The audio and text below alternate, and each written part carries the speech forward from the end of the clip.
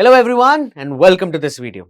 ये वीडियो बहुत इंपॉर्टेंट है बिकॉज हम बात करने जा रहे हैं। वैसे तो हमने कई बार बात करी है एसईओ की, बट अब हम बात करेंगे एसईओ जो कि 2026 में 2026 में अगर आप एसईओ की शुरुआत कर रहे हैं as a beginner, then how should you go about it, right? That's a very important thing. अगर आप इस वीडियो के एंड तक रहेंगे तो आपको पता लगेगा एक step by step guide to understanding how search engines work, यानी गूगल जैसे सर्च इंजिन जो हैं वो काम कैसे करते हैं और आपका जो कंटेंट है ऑर्गेनिकली कैसे रैंक हो in this new AI enabled world. That's very important. आप जाएं अगर अभी गूगल पर और कुछ भी सर्च करें तो सबसे पहले एक एआई समरी आती है जहां पे किसी ना किसी आपकी जो सर्च क्वेरी है उसके बारे में एक्सप्लेनेशन दिया होता है और साथ ही साथ आपको वेबसाइट्स रेकमेंड करी जाती हैं।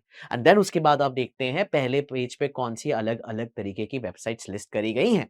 एंड दैट इज व्हाई अगर आप पुरातन युग के एसईओ पे चलेंगे, और पुरातन युग बहुत ज्यादा पुरातन नहीं हुआ जी, पुरातन युग लिटरली 6 महीने पहले, 1 साल पहले की बात कर रहे हैं हम, जब एआई का इतना इस्तेमाल होता नहीं था, एआई इतनी इंटीग्रेटेड नहीं थी, तब हम एससीओ को एक तरीके से एक पर्टिकुलर सिस्टम के थ्रू हम चलाते थे। लेकिन आज के टाइम पे एससीओ जो है वो एआई पावर्ड हो चुका है। यानी आप गूगल पे तो दिखें ही दिखें, चैट जीपीटी पे भी आपकी वेबसाइट आ जाए, परप्लेक्सिटी में भी आपकी वेबसाइट आ जाए, वहां पर भी आपकी वेबसाइट से लोग इंटरैक्ट कर पाए। So that is what we are going to be explaining now. शुरुआत पहले ये करते हैं कि एसईओ है क्या। एसईओ एक बहुत ही बेसिक स्ट्रैटेजिक प्रोसेस है जिससे कि आपकी वेबसाइट की विजिबिलिटी सामने आए। बहुत सिंपल सी चीज है, आप गूगल पे गए, आपने टाइप किया what is the best digital marketing course और हमारी वेबसाइट लेट्स से टॉप पर आ गई ऑर्गेनिकली बिना गूगल को पैसे दिए हुए, राइट? आप क्या करते हैं, आप पहली 2-3 वेबसाइट्स देखते हैं, उसी में किसी पे क्लिक करते हैं, जाते हैं, इंफॉर्मेशन लेते हैं, बहुत हो गया तो दूसरी तीसरी वेबसाइट पे चले जाएंगे, राइट? लेकिन कितनी दफा ऐसा होता है कि जब आप सेकंड पेज पे जा रहे हो या थर्ड पेज पे जा रहे हो या फोर्थ पेज पे जा रहे हो, बहुत कम। And that is the real importance of SEO.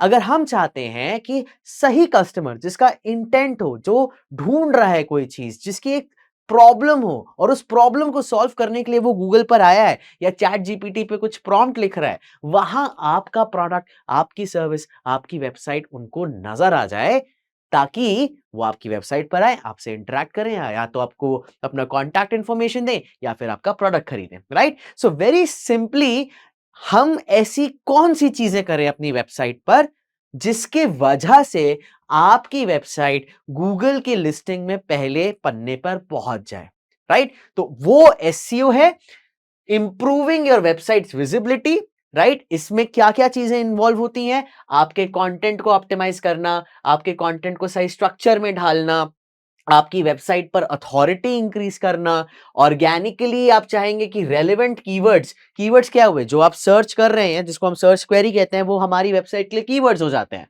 Right? तो आपकी टारगेट ऑडियंस कौन से कीवर्ड्स का इस्तेमाल कर रही है जिसके बेसिस पर आपकी वेबसाइट लोगों के सामने आए। एंड जो पेड एडवर्टाइजिंग होती है, जैसे कि आप गूगल एड चला रहे हैं या मेटा एड चला रहे हैं, वो एक पुश अप्रोच है।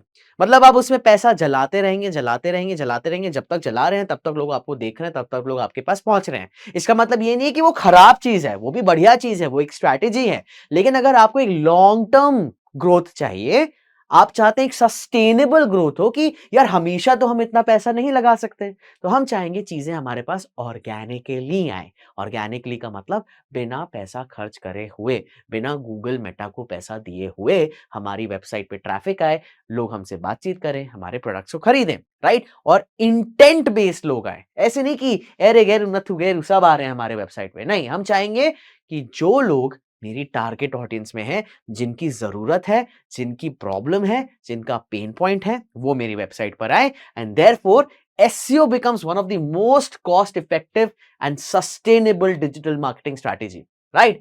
एसईओ से क्या मिलेगा आपको? विजिबिलिटी आएगी, आपकी वेबसाइट लोगों के सामने आएगी, पहले पेज पर, पहले 2-3 लिस्टिंग में, तो आप उनके साथ बातचीत कर सकते हैं।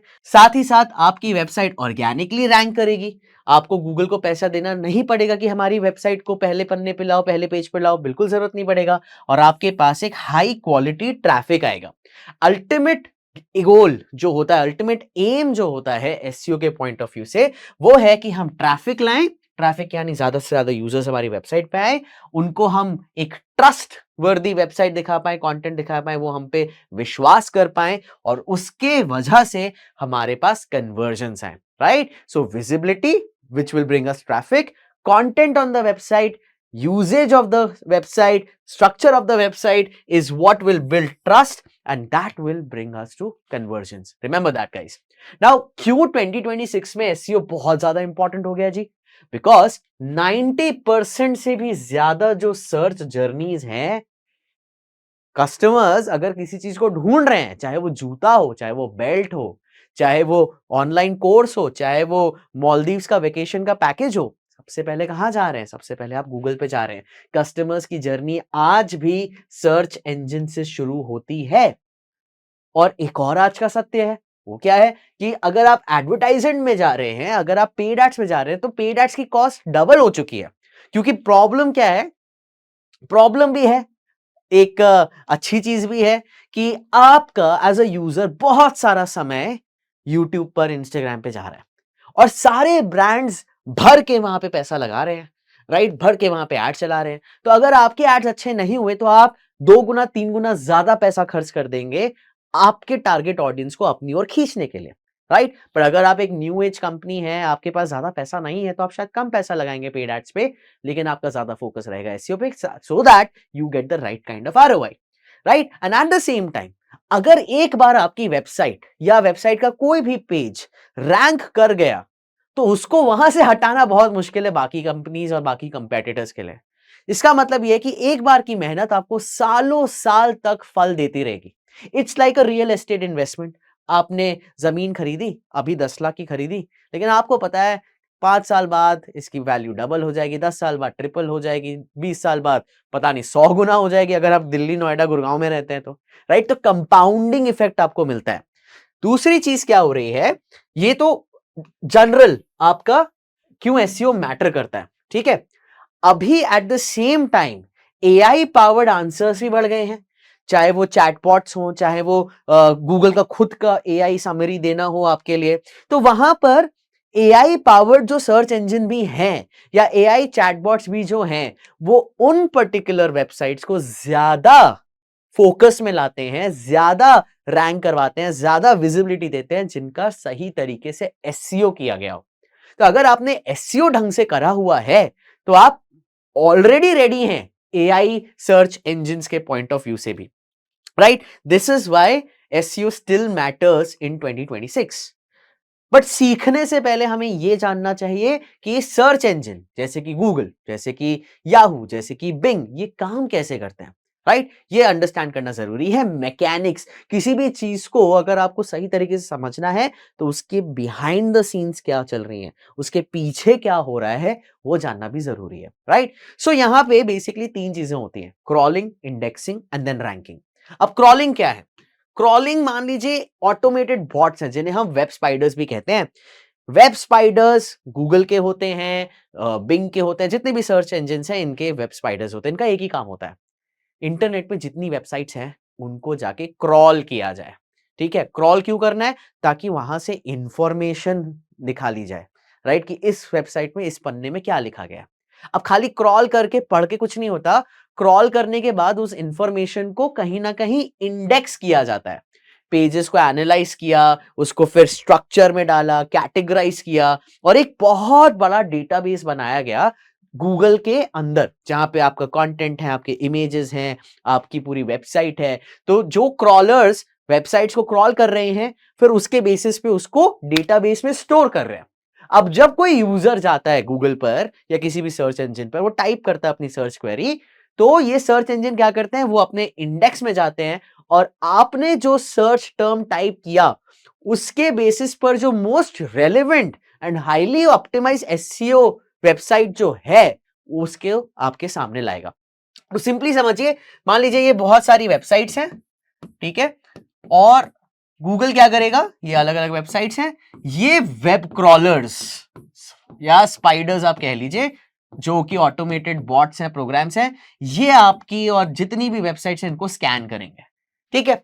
स्कैन करने के बाद इंफॉर्मेशन जाती है एक डेटाबेस में, इसको मान लीजिए डेटाबेस। अब मान लीजिए फॉर एग्जाम्पल अगर हम बात करते हैं पेरिस की, तो जो भी वेबसाइट सिटी ऑफ पेरिस की बात कर रहा है, राइट, उसको यहां डाल देंगे।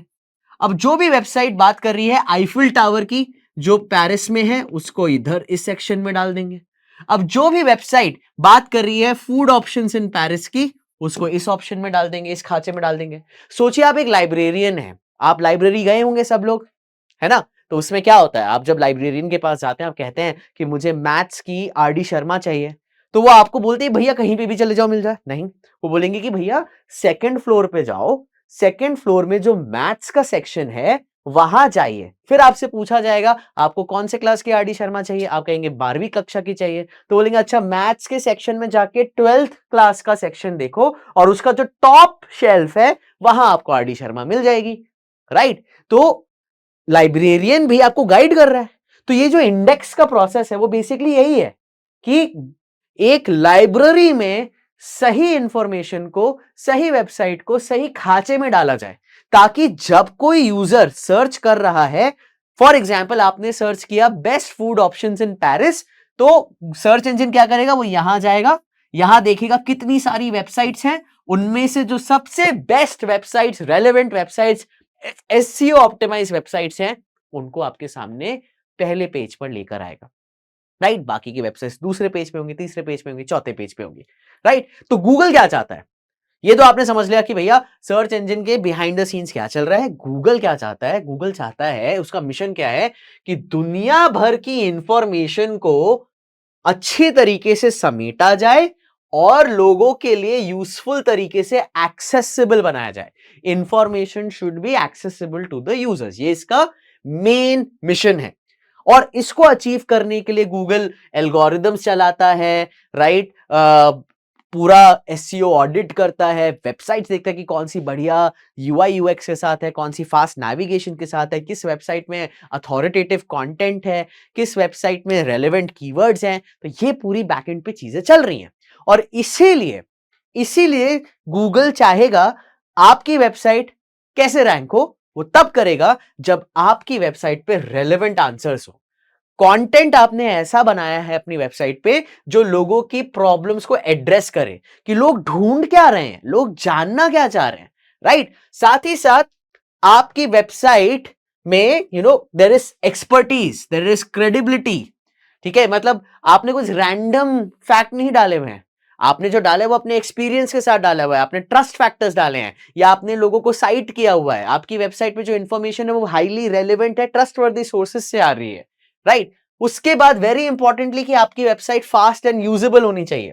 वेबसाइट जो कि बहुत क्विकली लोड कर जाती हैं, स्पेसिफिकली मोबाइल डिवाइसेस पे अगर आप बहुत जल्दी लोड कर जाते हैं, लोगों के लिए आसान है उसको स्क्रॉल करना, उसको देखना, अलग अलग डिवाइसेस पे काम कर जाए, तो आपकी वेबसाइट को एक ब्राउनी पॉइंट मिलता है, वो और बेहतर परफॉर्म करती है एसईओ में।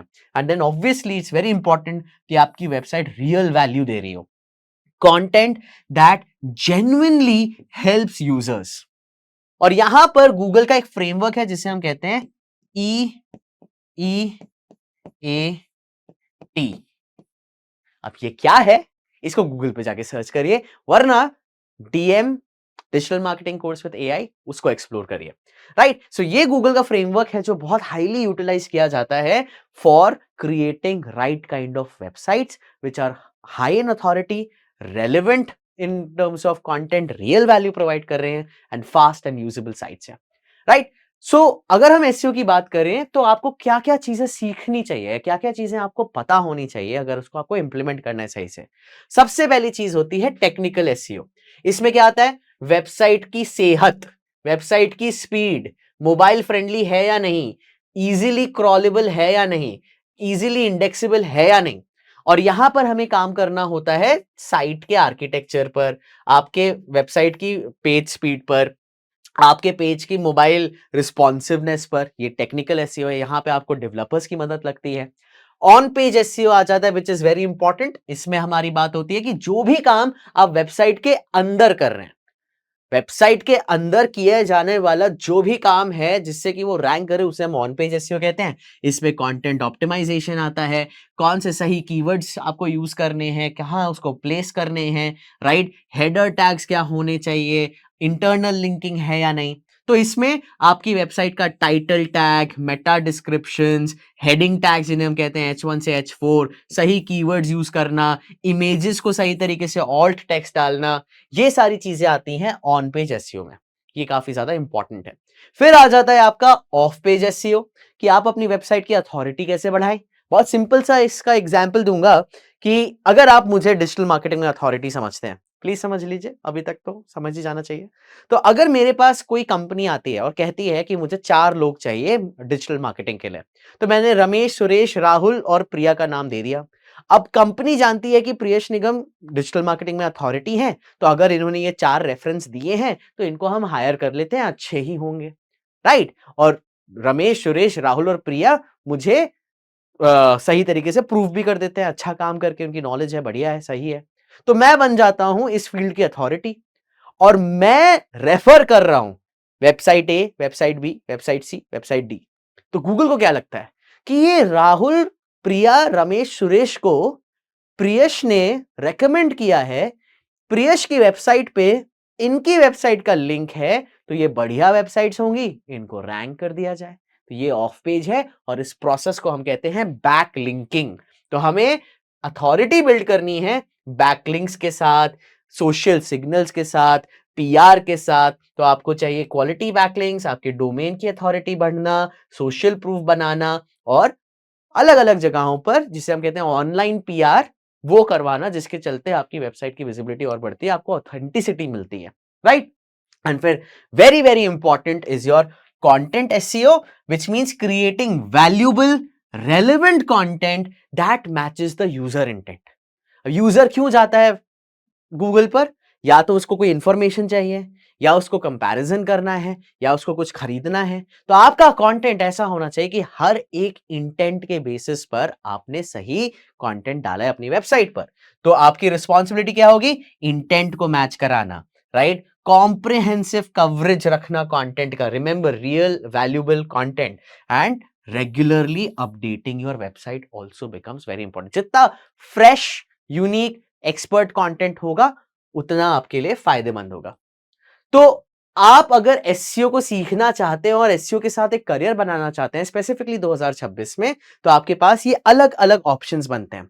फॉर एग्जांपल, आप ट्रेडिशनल एसईओ में जा सकते हैं, जैसे कि basic on page of page SEO अगर आपको करना है, ये शुरुआती करियर का लेग है।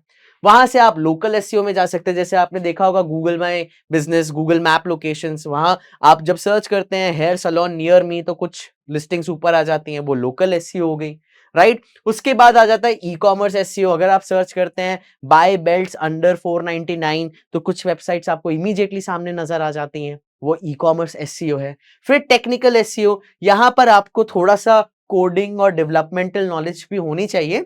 वैसे अगर नहीं भी हो तो कोई दिक्कत नहीं है, आपको स्ट्रैटेजी समझ में आ जानी चाहिए, आप किसी और से काम करवा सकते हैं।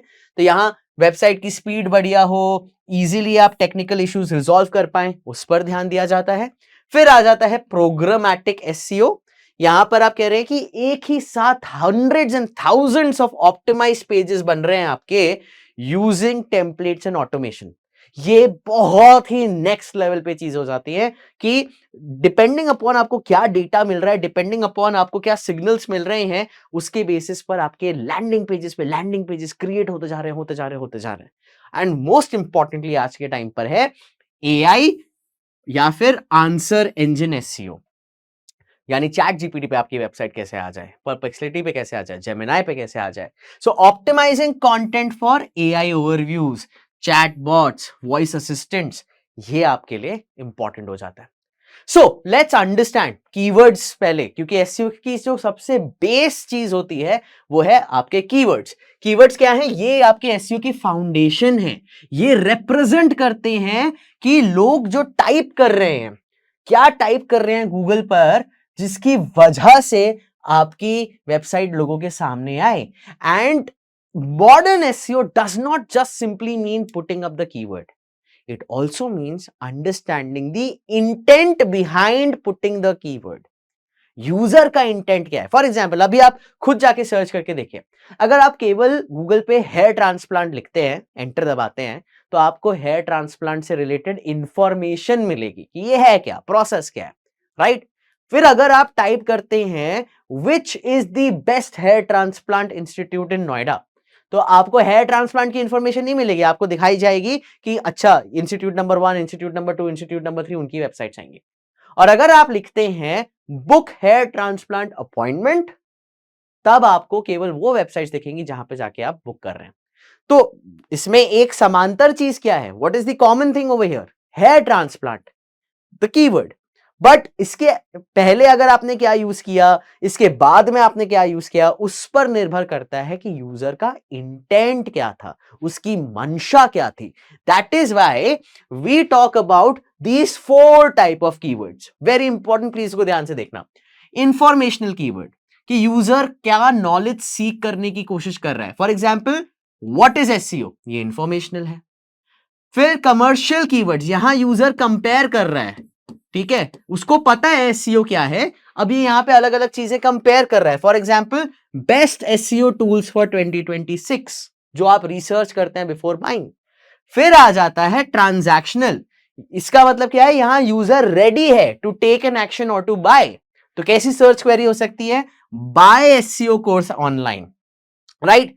और फिर होता है नेविगेशनल। नेविगेशनल का मतलब कि यूजर स्पेसिफिक वेबसाइट और उस स्पेसिफिक वेबसाइट के भी स्पेसिफिक पेज पर पहुंचना चाहता है। For example Google search console login, right. So informational, यहां पर आप नॉलेज सीख कर रहे हैं, आंसर सीख कर रहे हैं। कमर्शियल, यहां पर आप रिसर्च कर रहे हैं। ट्रांजैक्शनल, यहां पर आप खरीदना चाहते हैं। और नेविगेशनल, जब आप किसी वेबसाइट पर पहुंचना चाहते हैं। ये 4 तरीके के कीवर्ड्स हैं। और बेस्ट एसईओ स्ट्रैटेजी वो होती है जो इन चारों तरीके के कीवर्ड्स का सदुपयोग करे, सही तरीके से यूटिलाइजेशन हो overall across your website, right.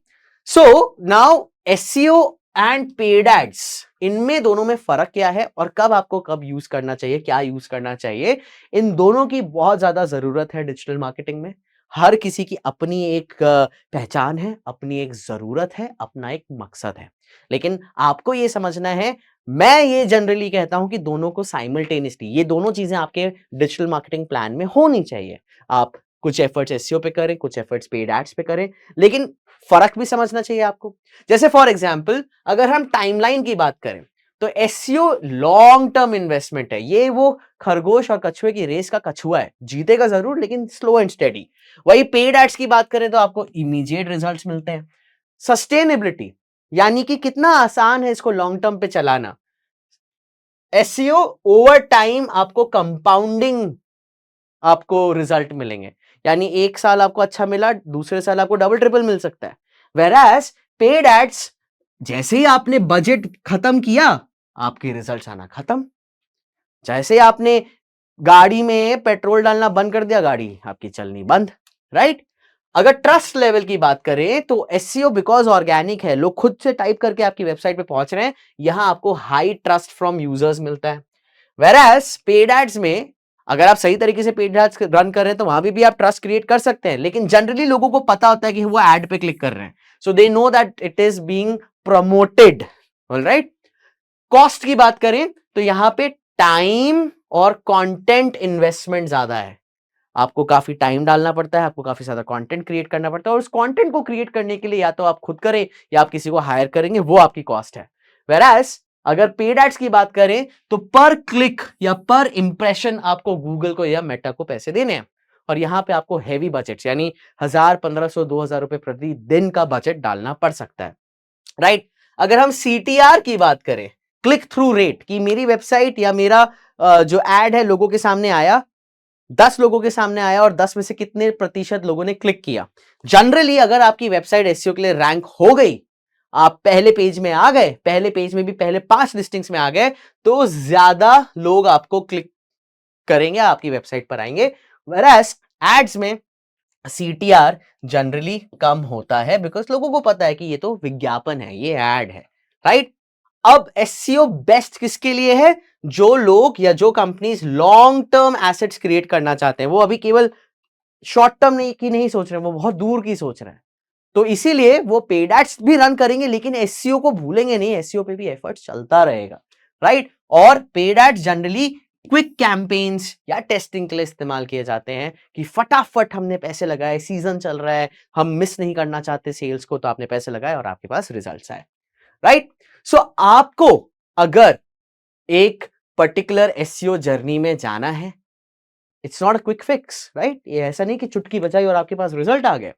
तो आपको एक लॉन्ग टर्म स्ट्रैटेजी क्रिएट करनी पड़ेगी, जहां पे आपको पेशेंस भी रखना है और कंसिस्टेंट भी होना है, धैर्य भी बनाना है, डिसिप्लिन भी रखना है, राइट? सो क्या टाइमलाइन रहती है? 0 to 3 मंथ्स, ये आपका फाउंडेशन सेटअप है।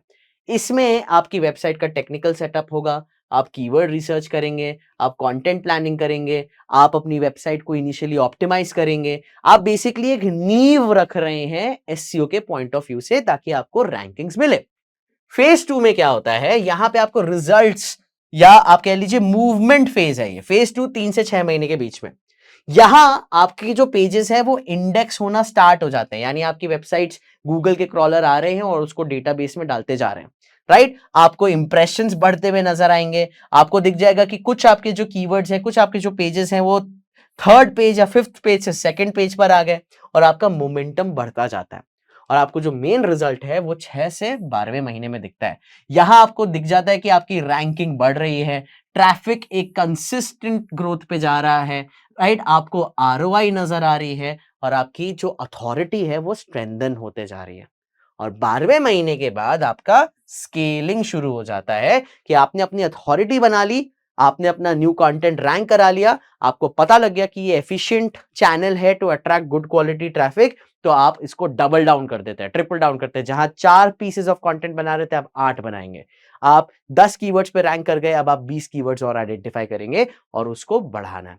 लेकिन याद रखें, एससीओ रिवॉर्ड्स कंसिस्टेंसी, मतलब प्रतिदिन पर डे आपको एफर्ट्स डालनी है।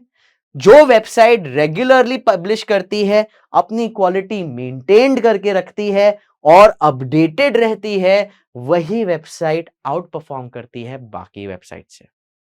Authoritative content, fresh content, unique content, researched content, keyword intent, ये सब चीज एंड साथ ही साथ authority with backlinks and increased और बेटर पेज स्पीड और यूआई यूएक्स नेविगेशन, ये सब बहुत इंपॉर्टेंट कोर फैक्टर्स हैं एसईओ के, राइट गाइस? सो ये है कि 2026 में आप एसईओ को भूल नहीं सकते। इनफैक्ट आप जितना ज्यादा बेहतर काम करेंगे, अपने कंटेंट में एफएक्यूज डालेंगे, उतनी ही ज्यादा आपको आउटपुट मिलेगा एआई सर्च इंजन्स में भी और चैटबॉट्स में भी। तो भैया बात यह है कि एआई या अगर हम बाकी नई चीजों की बात करें, ये आउट ऑफ द ब्लू नई चीजें नहीं है। आपकी फाउंडेशन वही है, राइट? उस फाउंडेशन के ऊपर आप एआई का दरवाजा लगा रहे हैं, एक फ्लोर आप अच्छे कंटेंट का बना रहे हैं, राइट? उसी फाउंडेशन के ऊपर आपको बढ़ना है, तो इसलिए आपका फाउंडेशन होना स्ट्रांग है। इसलिए एसईओ को साइडलाइन ना करें, बहुत इंपॉर्टेंट है। आगे भी चलता रहेगा, हमेशा चलता रहेगा, पिछले 20 साल से चलता जा रहा है। आज भी हम क्लाइंट्स के साथ काम कर रहे हैं एसईओ पर, और आप भी करते रहेंगे और आपको भी मौका मिलेगा। मिलते हैं अगले वीडियो में। अगर कोई भी क्वेश्चन है, जरूर कमेंट्स में डालिए, उन क्वेश्चंस का हम आंसर देंगे। और अगर आपको डिजिटल मार्केटिंग विद एआई समझना है, पढ़ना है, सीखना है, तो डिस्क्रिप्शन में आपको लिंक मिलेगा और एक करियर काउंसलिंग फॉर्म मिलेगा, जिसको आप भर सकते हैं और हमारे करियर काउंसलर से बात कर सकते हैं कि कैसे 2026 में आप बन जाएं next generation digital marketer. See you in the next video.